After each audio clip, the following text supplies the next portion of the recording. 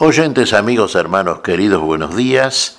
El Evangelio del día, hoy 28 de enero del año 2017. Aquí estamos Patricia y Miguel, este matrimonio cristiano, dispuestos a leer y comentar este Evangelio. Primero, la lectura. Patricia. Lectura del Santo Evangelio según San Marcos. Al atardecer de ese mismo día, les dijo: crucemos a la otra orilla.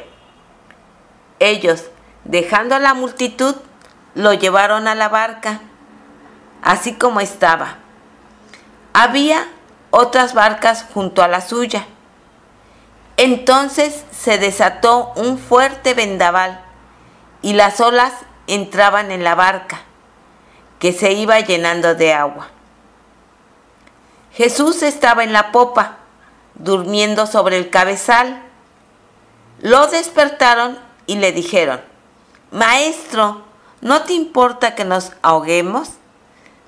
Despertándose, él increpó al viento y dijo al mar: Silencio, cállate.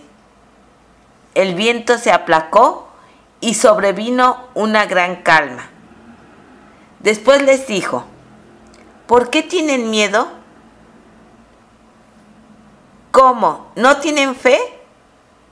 Entonces quedaron aterrorizados y se decían unos a otros: ¿quién es este que hasta el viento y el mar le obedecen? Palabra del Señor. Gloria a nuestro Señor Jesucristo. Y esta es la victoria que vence al mundo, nos dice el apóstol San Juan, nuestra fe. La fe vence al mundo. ¿Tenemos fe? Entonces podemos vencer todas las dificultades que normalmente nos va a presentar nuestro tránsito por este mundo, a través de un camino que no es del mundo precisamente, a través de un camino nuevo. Y ese camino nuevo es el Señor en nosotros. Yo soy el camino, Él nos dijo, la verdad y la vida. Vamos precisamente a la conquista de la plena verdad. La verdad y finalmente la vida permanente, la vida que aguarda, en la otra orilla aguarda. Crucemos a la otra orilla.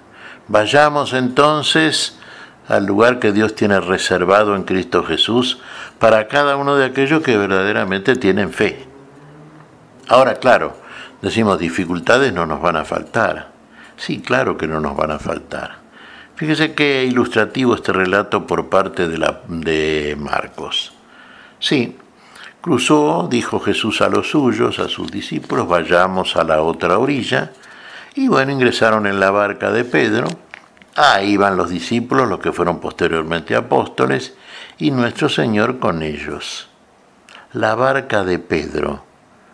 Otro de los tantos títulos que utilizamos, ¿no?, para nominar a la Iglesia de Dios, al cuerpo de Cristo. La barca de Pedro. Es una navegación que tenemos que hacer. Y es una navegación que es por las aguas de este mundo. Aguas que muchas veces están encrespadas. Y uno diría, ¿por qué encrespadas? Y están encrespadas porque hay vientos que soplan y vientos que son opuestos al espíritu de la verdad, al espíritu de Dios. Vientos que podemos comparar con los espíritus del mundo, aquel que ama, ¿no es cierto?, a los espíritus de oposición a la vida, aquel que lo genera el padre de la mentira. Fíjese, aquí parece que se encresparon las aguas, las olas del mar. Tanto es así que corría peligro la barca, se metía el agua en la barca. Pareciera ser que Jesús dormía tranquilamente en la popa de la barca. Entonces, claro, los discípulos apelaron a Jesús. Pero fíjese de qué manera apelaron, ¿no? No fue con la humildad propia de aquel que ora, pidiendo la asistencia del único que nos puede asistir siempre en cualquier momento de extremo peligro, pidiendo la asistencia de aquel que está siempre velando por nosotros. Las aguas de este mundo se meten en nuestro interior muchas veces y nos hacen dudar nos hacen tener miedo. Y fíjese que donde hay temor no hay amor. De ahí que el que teme no ha sido hecho todavía perfecto en el amor. Claro, acá los discípulos temieron en grado sumo. La situación era de extremo riesgo.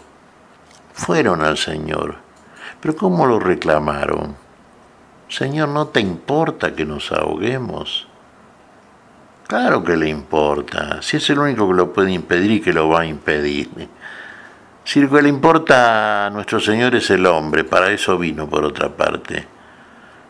Para que no se muera ahogado en las aguas tenebrosas de este mundo, agitado por espíritus que son de oposición a lo que precisamente el Señor nos vino a traer, que es la vida que no teníamos.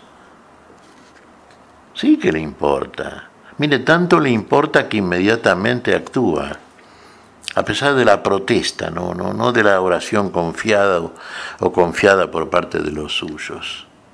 ¿Qué nos dice el relato de Marcos? Sí, reprendió al mar, al viento. Cállate, le dijo al mar. Y el viento cesó y las aguas se tranquilizaron. Intervino el Señor y lo hizo de una manera severa y siempre interviene cada vez que clamamos por su presencia. Pero es bueno que tengamos en cuenta siempre esto. Nosotros sí, estamos cruzando a la otra orilla, buscamos la patria celestial. No nos vamos a quedar en este mundo. Queremos precisamente disfrutar de aquello que el Señor nos promete, en lo cual hemos creído y en lo cual tenemos plena confianza. Pero tenemos que hacer la navegación. Y de pronto, bueno, no se queda tranquilo aquel que se opone a Dios, y agita las aguas, agita las dificultades para que éstas nos hagan zozobrar. Pero en esto consiste precisamente aquello que tiene que ver con la fe. ¿Tenemos fe en el Señor? ¿Confiamos que el Señor está con nosotros? ¿Que el Señor viaja con nosotros? Usted me dirá, pero estaba dormido. ¿No será que nosotros somos los que estamos dormidos? Que a veces la fe nuestra fluctúa. Y cuando fluctúa la fe, entonces aparecen manifiestas las dificultades porque nos superan. ¿Cómo podemos superar entonces? Siempre a través de la oración, siempre clamando a aquel que puede, el único que puede finalmente liberarnos de cuánto problema, de cuánto zozobra acontezca en nuestra vida. Fíjese, las aguas del mundo, cuánto mundo tenemos adentro muchas veces, ¿no? A pesar de la fe. A veces la fe está mezclada, ciertamente con ciertos niveles de desconfianza, que todavía son propias del hombre caído. Hasta que no lleguemos a ese ideal de la santidad que el Señor obra en nosotros, todavía a veces mezclamos la fe que tenemos, sí, pero todavía no es una fe que ha llegado en grado sumo a aquello que el Señor instala en nosotros. Entonces por eso aparecen los problemas, aparecen los miedos, aparecen esos temores que el Señor inmediatamente sanciona desde la fe. Muchas veces los discípulos le pidieron al Señor, Señor, danos más fe. Exactamente, eso es lo que tenemos que pedir, más fe. Frente a la dificultad, más fe todavía. Y la fe sanciona todas las dudas que se pueden generar en nosotros, que el mundo y los problemas que éste ofrece genera en nosotros. ¿Qué te parece, Patricia?